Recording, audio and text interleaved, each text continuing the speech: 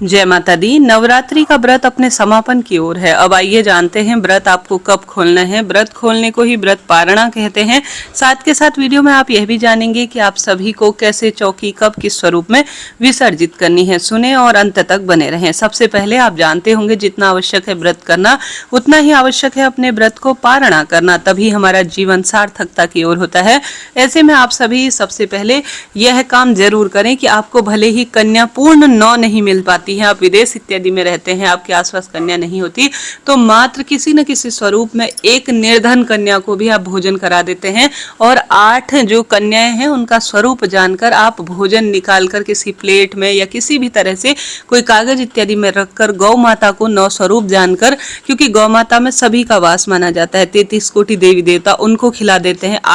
एक कन्या मिल जाए और 9 स्वरूप जानकर, जैसे 9 पूड़ी निकाल दी, उसमें हलवा रख दिया, चने रख दिए, आप किसी गौ माता को खिला सकते हैं या निर्धन कन्याओं को कहीं दूर जाकर किसी भी रूप में हुए आप उन्हें दे सकते हैं पूरा दिन भर में, परंतु एक कन्या और एक लांगुर को तो खिला ही दीजिएगा।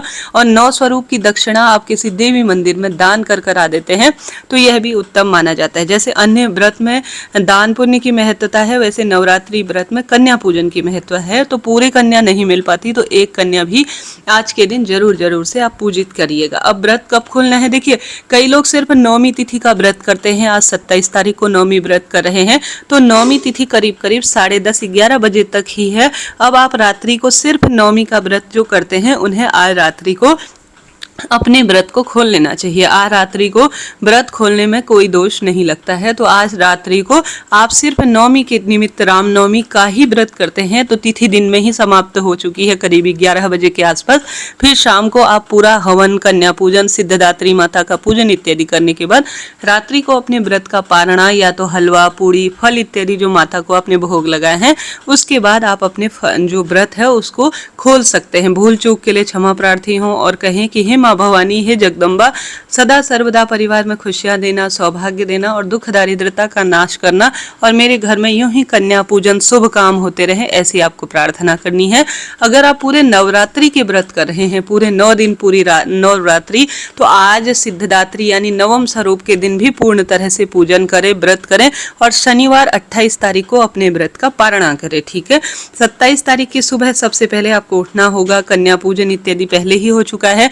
द्वार पर आज दीपक लगाएं, जल का छिड़काव करें, फिर माता को विदा करें। सबसे पहले आप माता को भोग प्रसाद जो भी है, जैसे आपके घर पर कोई कन्या कुंवारी या कोई मेहमान आते हैं तो आप विदा करने से पहले उन्हें चाय, पानी, फल इत्यादि देते हैं, ठीक इसी तरह से आप माता का स्वरूप जानकर सबसे पहले माता को भोग प्रसाद समर्पित करेंगे, क्षमा प्रार्थी होंगे और धन्यवाद करेंगे। कई लोग किसी भी स्वरूप में शारीरिक मानसिक रूप से एक परिस्थिति ऐसी विकृत होती है कि पूर्ण रूप से नवरात्रि के व्रत नहीं कर पाते, माता चौकी भी पूर्ण विराजित नहीं कर सकते। अगर आप कर रहे हैं तो सबसे पहले शनिवार की सुबह माता की चौकी को हिलाकर उनसे क्षमा मांगकर अपनी प्रार्थना कहकर आप चौकी विसर्जन करेंगे। चौकी में रखे हुए जो दीपक है, अखंड रूप से जो दीप जल रहा है, उसे पहले आप अब उसमें तेल डालना बंद कर दीजिए। नवरात्रि अखंड दीप प्रज्वलित हो चुका है, इसे फूंक मारकर नहीं जलाएंगे, इस बात का ध्यान रखें।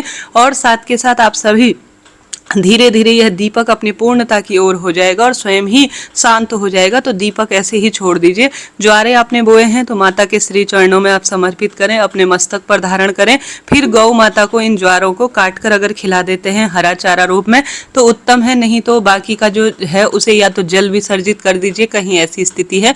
परंतु जल भी आजकल दूषित रूप में हो गया है तो किसी पवित्र पेड़ के नीचे रख सकते हैं। सबसे उत्तम रहेगा आप अपने घर के गमले या अपने घर की ही कोई जो आपका खेत खलिहान है वहां पर खोद कर थोड़ा सा, या कहीं भी खुली जगह है तो भू विसर्जन कहा जाता है, वहां पर इन ज्वारों को छोड़ दीजिएगा। धरती की वस्तु है, धरती पर ही समाहित हो जाएगी।